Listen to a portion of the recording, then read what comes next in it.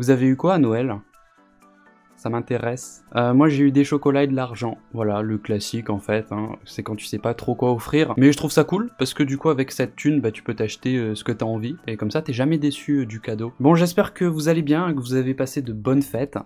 Aujourd'hui les amis, Ohayo gozaimasu minasan, parce que je sais que sinon il y a des gens, ils vont être là dans les commentaires. Ils vont être tendus, tu vois. Aujourd'hui les amis, on est sur le format des confessions. Vous savez, il y a un espace sur Reddit où il y a des gens qui partagent de lourds secrets qu'ils ont au fond d'eux, des secrets qu'ils ont besoin d'avouer. J'ai déjà fait une vidéo dessus, je vous recommande d'aller la voir, parce que les histoires franchement étaient assez folles. Donc si c'est pas déjà fait, allez voir cette vidéo, elle est bien. Alors aujourd'hui il y aura qu'une seule histoire, parce qu'elle est super longue. Mais je trouve qu'elle vaut le coup. Enfin, c'est pas tous les jours que vous allez entendre une histoire comme ça. D'ailleurs, c'est assez choquant. Il y a des détails qui peuvent heurter votre sensibilité, donc voilà, petit avertissement avant de commencer. Alors, c'est une confession qui a été écrite par un vieil homme sous les conseils de son thérapeute. Alors, bien sûr, son thérapeute ne lui a pas dit d'écrire son histoire sur Reddit, hein. Il lui a simplement dit que ça pourrait lui faire du bien d'écrire son histoire. Ça lui permettrait peut-être de comprendre un peu mieux comment il se sent par rapport à tout ça. L'homme nous explique qu'il garde tout ça en lui depuis des années, j'imagine qu'il en a parlé qu'à son thérapeute, et il nous explique qu'il a besoin d'avoir l'opinion des autres sur ce qu'il a vécu. Voilà, c'est une confession qui sera racontée à la première personne, c'est-à-dire que je vais vous la lire, tout simplement parce que c'est assez difficile à vous la raconter, ça se passe sur plusieurs années et on n'a pas tous les détails. Sur ce, installez-vous confortablement dans votre chose, et on commence avec cette confession. Mon fils était très tourmenté.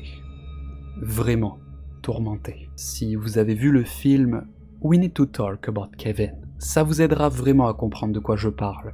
Car je jure devant Dieu que lorsque j'ai regardé ce film, je pensais que je regardais un documentaire sur ma vie. J'avais l'impression que l'auteur du film avait caché des caméras dans ma maison, pour vous dire à quel point le film reflétait bien ma vie. La seule différence, c'est que dans le film, le garçon semble normal lorsqu'il est avec son père, et il révèle uniquement sa vraie nature lorsqu'il est avec sa mère. Mon fils n'avait pas ce masque, il avait ce même comportement de fou avec tout le monde. Depuis le jour de sa naissance, il y a quelque chose qui ne va pas avec mon enfant. Alors il était prévu, ma femme et moi avons essayé de faire un enfant, et lorsqu'il est né, on était fous de joie. Il était voulu et aimé. On lui a montré de l'affection et on a essayé à faire en sorte qu'il ait une enfance heureuse. Mais depuis le jour où nous l'avons ramené de l'hôpital à la maison, il était malheureux. Il a pleuré pendant 13 mois consécutifs. Je n'exagère pas. Il pleurait jusqu'à en perdre la voix. Et lorsque plus aucun son ne sortait de sa bouche, il continuait de pleurer. On pouvait voir son visage chiffonné, mais aucun son ne sortait. Il y a des fois où il pleurait même dans son sommeil. Je n'ai jamais vu ou entendu un autre enfant capable de ça.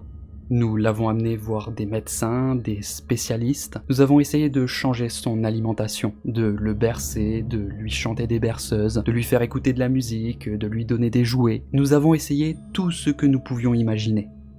Mais rien n'a fonctionné.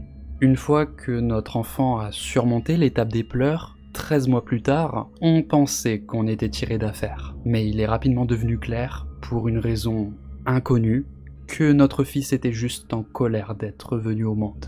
Je n'ai jamais vu ce gamin sourire une seule fois depuis que je l'ai connu. Enfin, je parle d'un sourire sincère, bien sûr. Je ne l'ai jamais vu joyeux. Pas une seule fois. Je l'ai déjà vu plusieurs fois, avec un sourire malicieux et horrible. Le genre de sourire à prendre un plaisir pervers, à causer de la douleur et de la souffrance. Il ne s'intéressait à rien de positif. Il était alimenté par la haine et tout ce qu'il faisait était orienté vers cela. Dès qu'il a su marcher, il s'est mis à détruire des choses. Il cassait ou essayait de casser tout ce qui se trouvait à sa portée, en jetant les objets par terre, en les mâchant, en les jetant dans les toilettes. Au bout d'un moment, il a compris comment lever sa couche.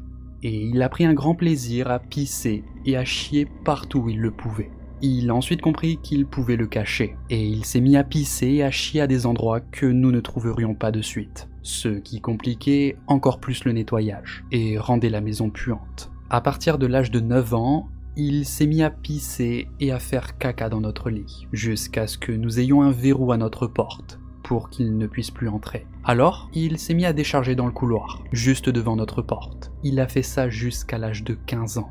Je vais essayer d'accélérer au maximum, car je pourrais littéralement continuer pendant des jours sur ce genre de choses. Mais en vieillissant, il est devenu de plus en plus ingérable. Il mordait, donnait des coups de pied, criait, griffait et crachait sur quiconque essayait de faire quoi que ce soit avec lui. Il a été expulsé de l'école 2 fois avant l'âge de 9 ans. L'école l'a ensuite réintégré, puis il a été expulsé pour de bon. Il a dû changer d'école. Il a été placé dans une classe spéciale qui l'a tenu à l'écart des autres élèves. Nous avons dû installer une porte pour verrouiller la cuisine, car il volait des couteaux et il les utilisait pour creuser les murs et les meubles. À l'âge de 10 ans, il m'a assez bien poignardé à la hanche et aux fesses. J'ai encore des cicatrices. Plus il grandissait, plus il devenait mauvais. On avait peur de notre propre enfant. Il s'est ensuite mis à mettre le feu à des choses et à torturer les animaux locaux. Il y avait un chien errant qui traînait dans le parc près de notre maison. Mon fils l'a aveuglé d'un œil avec une fourchette à barbecue. Il plongeait les queues des chats dans de l'essence et y mettait le feu. Il est devenu une bête violente, puante et vicieuse qui vivait dans notre maison.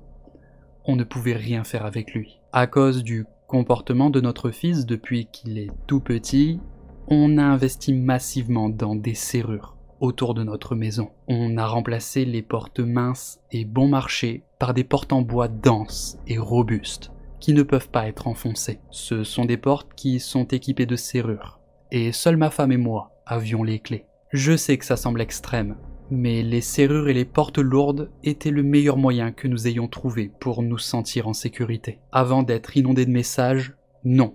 Je n'enfermais pas mon fils dans des chambres comme un prisonnier. Il avait le libre arbitre de la maison et pouvait aller et venir à sa guise. Ma femme et moi, nous nous enfermions dans des pièces pour nous protéger de lui. Nous étions les prisonniers de notre propre maison. J'en profite pour anticiper encore une fois le tsunami de messages. Oui, nous avons mis notre enfant en thérapie. Il a vu un psychiatre 2 fois par semaine et Dieu sait combien de médicaments différents lui ont été prescrits. Rien n'a fonctionné. La thérapie n'a pas fonctionné. Les médicaments n'ont pas fonctionné. Putain, rien n'a fonctionné. Il était un nuage rempli de haine et de fureur s'abattant sur tout ce qui était à sa portée. Quand mon fils a eu 16 ans, ma femme est de nouveau tombée enceinte. Je ne peux pas vous dire à quel point notre réaction a été différente. Au lieu d'avoir ressenti de la joie, nous avons ressenti de l'horreur. Cette grossesse n'avait pas été planifiée, et nous ne savions vraiment pas quoi faire. Notre fils a tellement été un cauchemar sans fin pendant 16 ans qu'on ne pouvait imaginer revivre ça. Nous avons beaucoup parlé de l'interruption volontaire de grossesse, mais de 1, l'accès à l'avortement n'était pas aussi simple à l'époque, et de 2, ma famille était très opposée. Nous avons parlé de plusieurs options. En fin de compte, nous avons décidé de garder le bébé. Et si ça tournait mal, nous le proposerions à l'adoption. Nous avons eu une fille. Elle était normale. Soudain, nous avons vu à quoi nos vies auraient dû ressembler pendant tout ce temps. Comment les choses auraient été si mon fils n'avait pas été lui-même. Ma fille riait des choses. Elle tétait sans mordre. Bon, elle n'avait pas encore de dents, mais on pouvait dire qu'elle essayait juste de manger, et pas d'arracher le sein de sa mère. Au bout de 4 mois, elle faisait ses nuits. Elle était heureuse, elle était normale. Je ne peux pas vous décrire le soulagement et le bonheur que nous avons tous les deux ressentis. Je n'ai pas les mots pour cela. C'est à partir de ce moment-là que je pense que j'ai commencé à voir mon fils un petit peu comme une cause perdue. Jusque-là, quelles que soient les erreurs que j'ai commises, j'ai toujours essayé de faire au mieux pour lui. J'en suis convaincu. J'ai essayé de l'aider, de l'aimer et de prendre soin de lui. J'ai vraiment essayé. Mais quand ma fille est née, ma femme et moi nous sommes instinctivement tournés vers elle. Elle était devenue notre objectif. Non pas par méchanceté, mais simplement parce qu'elle était tellement plus facile. Elle était si heureuse et douce, chaque moment où nous étions avec elle était comme magique. Je comprends que c'était mal, mais honnêtement, nous n'avons pas pu nous en empêcher. Je n'ai pas de meilleure explication que ça. Mon fils n'en avait rien à péter de la grossesse de sa mère. Honnêtement, je ne sais même pas s'il avait vraiment compris. Mais lorsque nous avons ramené notre fille de l'hôpital à la maison, il a commencé à agir encore plus. Je ne pensais pas que c'était possible, mais il est passé d'un niveau supérieur. À cette époque, il avait 17 ans et on s'engueulait tous les jours. La maison était constamment traversée par des cris. Habituellement, après nos disputes, il sortait en trompe de la maison et disparaissait pendant des heures d'affilée, ou revenait le lendemain matin. C'était un soulagement. J'ai commencé à attendre avec impatience nos fights, parce que cela l'éloignerait de nous pendant un certain temps. Après la naissance de notre fille, ma relation avec mon fils avait presque entièrement disparu. Nos seules véritables interactions étaient de nous crier dessus. Ma femme était encore pire avec lui. À ce moment-là, si notre fils entrait dans la même pièce qu'elle, elle arrêtait simplement ce qu'elle faisait et se mettait à crier « Casse-toi! Ne m'approche pas! Casse-toi d'ici !» jusqu'à temps qu'il parte. Il a commencé à passer de plus en plus de temps hors de la maison, ce qui était une bénédiction pour nous. Le jour où tout a basculé, je m'étais disputé avec mon fils dans la matinée, et il avait quitté la maison en colère. Ma femme et moi on profité d'un peu de paix et de tranquillité dans la cuisine, pendant que notre fille faisait la sieste dans notre chambre. Et puis, ma fille s'est mise à pleurer. Tout parent qui a de jeunes enfants peut vous le dire. Vous vous habituez aux pleurs de votre enfant, et vous pouvez dire après un certain temps ce dont il a besoin. Il pleure différemment s'il a faim, s'il a besoin d'être changé, ou s'il est simplement agité, et a besoin d'être tenu. Le cri que j'ai entendu n'était rien de tout ça. Ce cri était de la terreur. Dès l'instant où nous l'avons entendu, on s'est levé de notre chaise et on s'est précipité vers notre chambre. Bien sûr, la porte était verrouillée. Il a fallu quelques secondes pour trouver la bonne clé et l'ouvrir. Mon fils était dans la chambre. On vivait dans un bungalow et ce salaud était monté par la fenêtre pour l'atteindre. Il se tenait là, au-dessus de son berceau avec un couteau à steak à la main. Je n'ai aucune idée d'où venait ce couteau. Ce n'était pas l'un des nôtres. On contrôlait très soigneusement nos couteaux. Ils étaient dans un tiroir verrouillé. Je pense qu'il l'a peut-être volé dans l'une des maisons de notre voisin. Quand je suis entré dans la pièce, mon fils faisait glisser le dos du couteau le long de son visage. Il l'a taquinée pendant qu'elle criait. Il nous a regardés et nous a souri. Il l'avait déjà attaqué, une fois au niveau du ventre et une fois sur son bras. Je pouvais voir du sang couler de là où je me trouvais. Instinctivement, je me suis précipité vers ma fille, mais ma femme a été plus rapide que moi. Elle a frappé son poignet en voyant le couteau de l'autre côté de la pièce et l'a poussé violemment contre le mur, tellement violemment qu'il a rebondi dessus. J'ai pris ma fille dans mes bras, je la sentais trembler, elle criait, gémissait. Je me souviens du regard de mon fils à ce moment-là. Rien. Un regard complètement vide. Il n'y avait aucune émotion dans ses yeux. J'ai vu ma femme approcher de lui. J'aurais pu la retenir, mais je ne l'ai pas fait. Elle s'est approchée encore plus près, l'a regardé pendant 3 à 5 secondes, puis elle l'a frappé au visage. Jusqu'à présent, vous avez certainement imaginé que ma femme était une femme atypique, de petite taille, fine et délicate. Ce n'était pas le cas. Ma femme était petite, mais fine et délicate, non. Depuis son adolescence, ma femme est boxeuse et elle sait frapper. Aucun de nous n'avait jamais mis la main sur notre fils en colère auparavant. Mais quelque chose s'est brisé en elle ce jour-là. Et toutes les années de colère, de douleur et de chagrin et de frustration se sont déversées. Quand elle l'a frappé au visage, sa tête a reculé et du sang a commencé à couler de son nez. Il réagissait à peine. Il la regardait juste avec cette expression de choqué, comme s'il ne savait pas comment traiter ce qui venait de se passer. Elle a attendu une seconde, puis elle a de nouveau frappé. J'aurais pu l'arrêter, mais je ne l'ai pas fait. Je suis resté là et j'ai regardé pendant qu'elle commençait à le réduire en bouillie. Chaque fois qu'il amenait ses mains pour couvrir une partie de son corps, elle frappait ailleurs. Corps, tête, encore et encore. Il commençait à crier, à lui crier d'arrêter. C'était la réaction la plus authentique que j'ai vue de mon fils depuis qu'il est né. Mais elle ne s'arrêtait pas. Je la voyais monter en puissance, frapper plus fort, plus vite, le faisant travailler comme un sac de boxe. Je suis resté là, à regarder pendant 1 minute. Puis, je leur ai tourné le dos et j'ai sorti ma fille de la pièce. J'ai amené ma fille dans la cuisine et je lui ai donné un bain dans l'évier. J'ai découvert qu'il l'avait coupée une 3e fois sur la plante des pieds. Toutes les coupures étaient superficielles. Je l'ai nettoyée et je l'ai tenue jusqu'à ce qu'elle se calme. Dans notre chambre, je pouvais entendre mon fils crier, appelant ma femme d'horribles noms, lui disant qu'il lui couperait la tête et baiserait son cadavre. Au bout d'un moment, je ne l'entendais plus rien dire. Je ne l'entendais même plus crier. J'ai supposé qu'il avait dû être assommé, mais je pouvais encore entendre ma femme le battre. Ça a duré longtemps, assez longtemps pour que ma fille s'endorme dans mes bras. Je me suis juste assis là, à la table de la cuisine, en attendant qu'elle finisse. Finalement, Elle est sortie et s'est assise en face de moi. Ses mains étaient enflées et rouges. Son visage et ses bras étaient éclaboussés de sang. Nous nous sommes juste regardés sans rien dire. Au bout d'un moment, je lui ai demandé « Il est mort ?» Elle s'est tournée vers moi et m'a répondu « Je l'espère, putain ». J'ai hoché la tête. C'était tout ce qu'il y avait à dire à ce sujet. J'ai parfaitement compris ce qu'elle ressentait.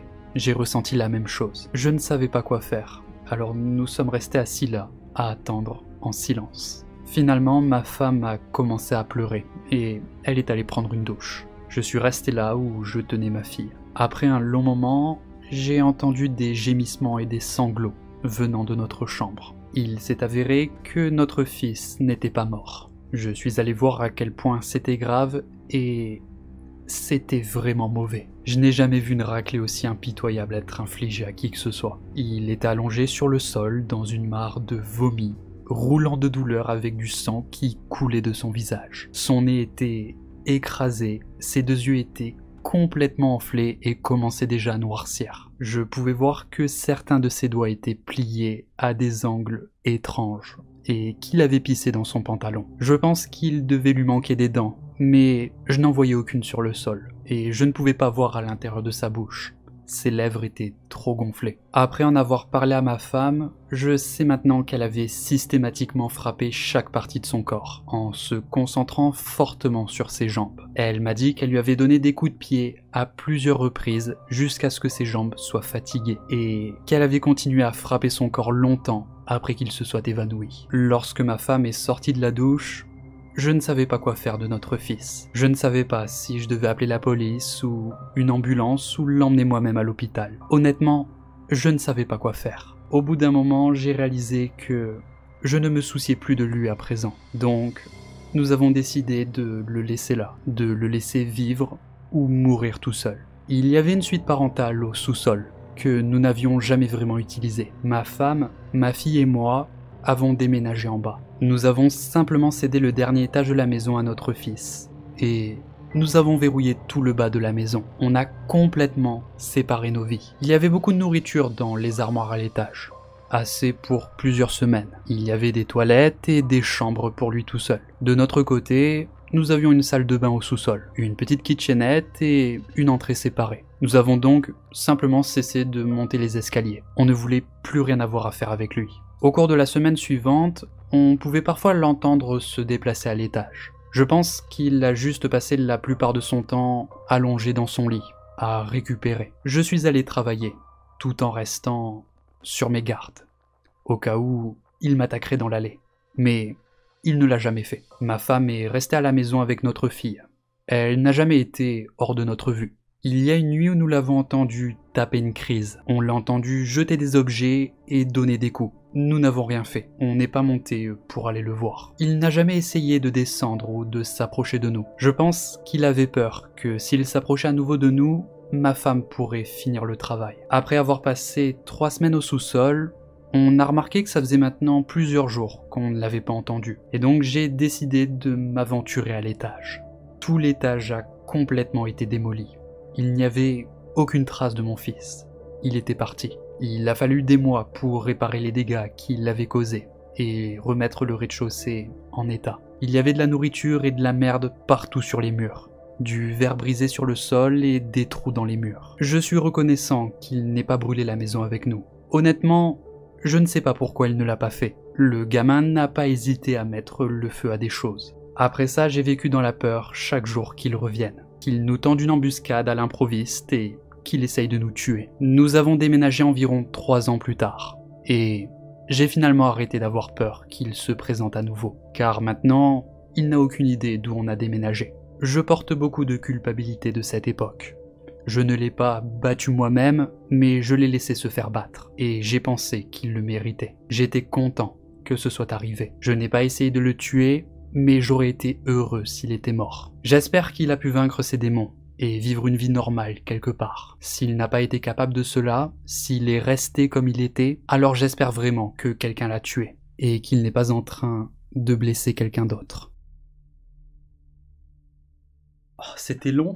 Je pensais pas que c'était si long en fait. Bon, j'espère que j'ai réussi à créer une ambiance assez immersive, parce que je sais que quand on lit, on a tendance à décrocher assez rapidement. J'avais envie de vous partager cette histoire parce que je l'ai trouvée vraiment badante. Ça doit être un sentiment horrible d'avoir peur de son propre fils, au point de s'enfermer carrément dans des pièces de ta propre maison, vivre dans la peur après avoir tout essayé pour que ton fils soit normal, et qu'au final ça n'a pas fonctionné. Donc voilà, j'espère que cette histoire vous a plu. Sur ce, moi je vous souhaite une bonne soirée, je vous fais plein de bisous et je vous dis à la prochaine.